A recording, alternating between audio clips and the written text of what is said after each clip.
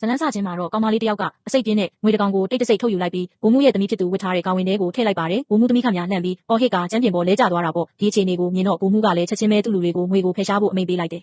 ကံကောင်းစွာနဲ့ပဲငွေကသူ့ဘာသာထွက်သွားခဲ့ပါတယ်ဒါပေမဲ့ဘိုးမှုကတော့ဒေါသအကြီးအကျယ်ထွက်နေပြီလေသူကကောင်မလေးကိုလက်သီးနဲ့ပြင်းပြင်းထန်ထန်ထိုးချလိုက်ပြီးမြေကြီးပေါ်လဲကျသွားစေတယ်ပြီးတော့သူ့ကိုအနေရများတဲ့နေရာတစ်ခုမှာသွားပိတ်လောင်ထားဖို့အမိန့်ပေးလိုက်ပါတော့တယ်ဒါပေမဲ့အဲ့ဒီနေရာမှာတခြားလူတွေအများကြီးလဲပိတ်မိနေမယ်ဆိုတာကိုသူသတိမထားမိလိုက်ပါဘူးအဲ့ဒီနောက်မှာတော့အပေါ်ကနေတစ်သားစီပိုင်းကြီးတစ်ခုပြုတ်ကျလာပါတယ်ရုတ်တရက်စီပိုင်းကြီးကွဲသွားတာနဲ့တပြိုင်နက်အထဲကနေအစိတ်ပြင်းနဲ့နေကောင်ရီထောင်ပေါင်းများစွာထွက်လာပါတော့တယ်အားလုံးကကြောက်လန့်တကြားနဲ့အသက်လူပြီးပြေးကြတာပေါ့ကောင်မလေးတယောက်ချော်လဲသွားတဲ့အခါမှာတော့မျက်စိတမိတ်အတွင်းမှာပဲငွေတွေကသူ့ကိုဝိုင်းရစ်ပတ်သွားခဲ့တယ်ဒီကြောက်မက်ဖွယ်မြင်ကွင်းကိုမြင်လိုက်ရတဲ့ဒေဗတာကတော့စက်မပြေးနိုင်တော့ပဲသူ့ကံတရားကိုလက်ခံပြီးအသေးခံလိုက်ပါတော့တယ်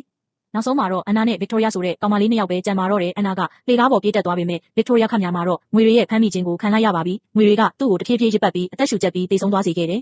အဲ့ဒီနောက်ငွေတွေကကြံရစ်နေတဲ့အန်နာစီကိုဥတီလာကြပြန်တယ်အဲ့ဒီအချိန်မှာပဲအန်နာကတချင်းတစ်ပုတ်ကိုစဆိုလိုက်တဲ့အခါငွေတွေကညှို့ယူခန်းစားခံလိုက်ရတယ်လို့ငြင်းကြသွားပြီးသူမကိုအနေရမပြုတ်ကြတော့ပါဘူး